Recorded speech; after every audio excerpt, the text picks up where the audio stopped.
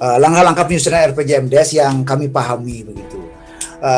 Bahwa di lapangan sesungguhnya ada hasil asesmen kami bahwa para pihak yang mempunyai kewajiban di dalam penyusunan sebenarnya masih terlalu banyak persepsi atas memahami bagaimana penyusunan RPJMDes yang berbasis SDGs desa begitu.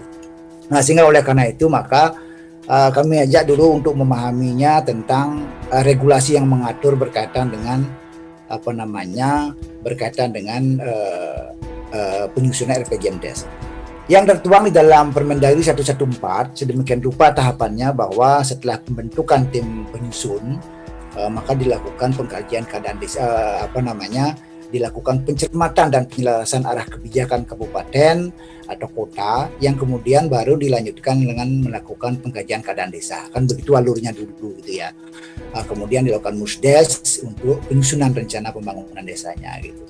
Namun di dalam Permendes 21 ternyata alurnya berbeda. Nah, di lapangan banyak kemudian para pihak yang mempunyai tugas dalam penyusunan memahami penyusunan alur penyusunan RPJMDes itu langsung menukil pada pasal yang mengatur tahapan prosesnya, sehingga jelas sekali berbeda tahapan proses antara Permendagri 114 tahun 2015 dengan Permendes 21 itu.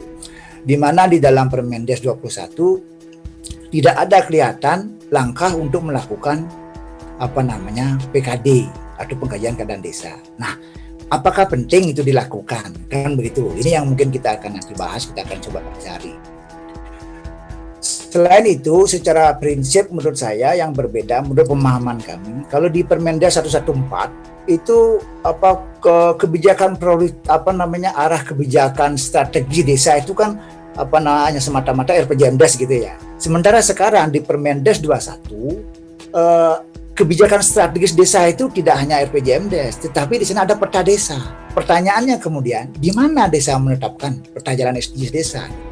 Nah, di antara kami jenjang pendamping saja banyak masih perbedaan untuk meletakkan alur tahapan di mana desa menetapkan peta jalan SDGs desanya.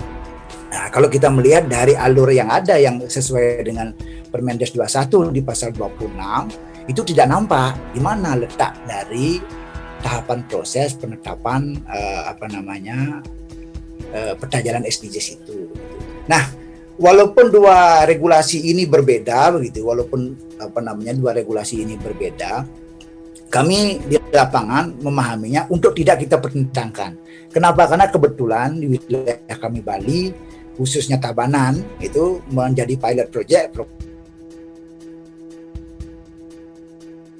dikoreksi nanti kalau kalau saya keliru menyampaikannya bahwa P3PD ini salah satu komponennya itu adalah penanggung jawabnya itu ada di Kementerian Desa. Tentu nanti lebih kita mungkin lebih menekankan ke Permendesnya. Tetapi di sisi lain P3PD itu penanggung jawabnya itu ada di Kementerian Dalam Negeri. Nah, kemudian ini bayangan kami tentu akan lebih condong kepada Permendagri 114-nya. Nah, oleh karena itu maka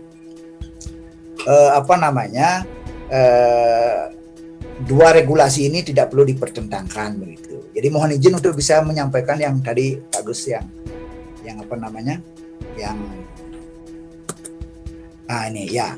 Jadi P3PD itu program penguatan pemerintahan dan pembangunan desa, di mana tujuannya memperkuat kapasitas kelembagaan desa untuk memperbaiki kualitas belanja desa. Nah, ini yang saya pahami dari program P3PD yang pada bulan Desember lalu kalau tidak salah itu kita memberikan pelatihan kepada rekan-rekan kami. Ya, selanjutnya Pak Gus, minta tolong Pak Gus ya. Nah, ini dia bahwa komponen P3PD yang pertama itu adalah penguatan kelembagaan pemerintahan desa, di mana Kemendagri di sana menjadi penanggung jawabnya, itu leading sektornya gitu. Kemudian yang keduanya itu adalah komponen kedua adalah mendorong pembangunan desa secara partisipatif. Kalau pertama itu titik beratnya kepada pemerintahannya, kemudian yang kedua itu pada proses pembangunannya, di mana di sana adalah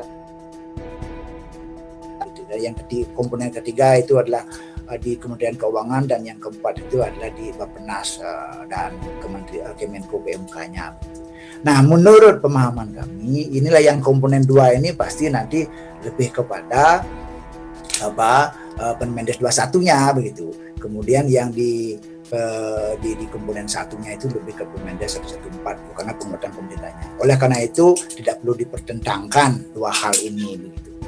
Nah, yang selanjutnya. Nah, rekan-rekan sekalian dan kerabat desa, dari memahami alur itu yang menjadi pertanyaan di bawah yang berdasarkan asesmen kami di wilayah dampingan, kapan sebenarnya menetapkan peta jalan SDGs desa itu? Karena di alur tidak nampak.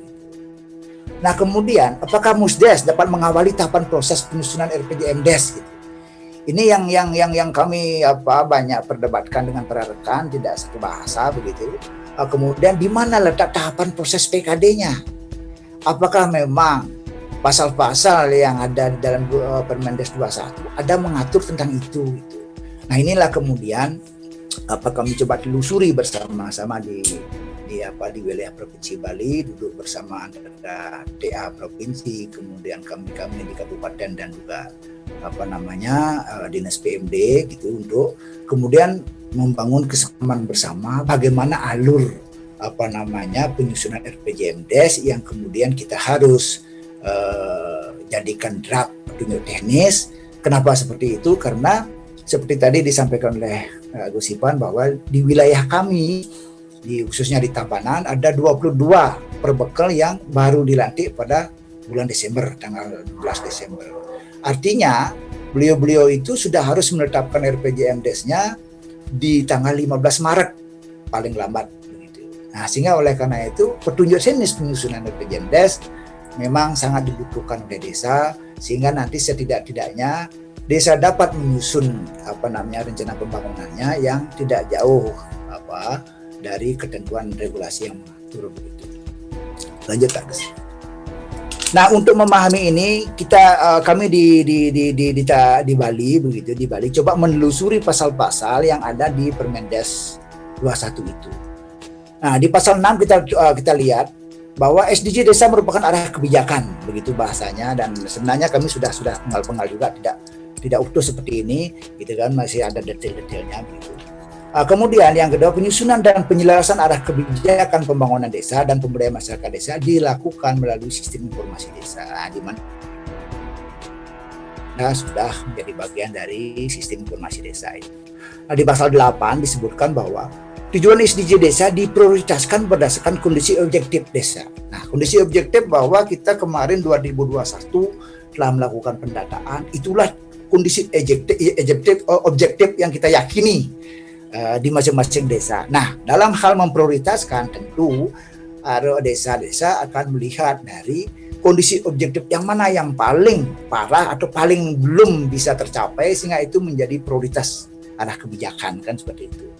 Kemudian prioritas SDGs desa menjadi pedoman bagi pemerintah desa, BPD dan masyarakat desa. Nah, kami menekankan di sini bahwa prioritas SDGs itu tujuan yang mana kita dahulukan, itu adalah menjadi pedoman bagi pemerintah desa, BPD dan masyarakat. Nah, kalau di sini ada pemerintah desa, BPD dan masyarakat, kami menangkap isyarat bahwa musyawarah lah yang harus mempedomani itu sebagai prioritas gitu.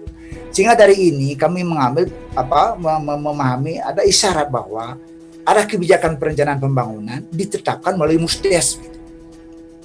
Jadi ditetapkan melalui Musdes. Walaupun tidak diatur dalam alur, akhirnya nanti kami mencoba melakukan strategi pendampingan bahwa peta jalan itu mutlak ditetapkan nanti di dalam Musdes, karena itu berkaitan dengan urusan arah kebijakan sesuai dengan prioritas SDGs yang mau ditangani seperti itu.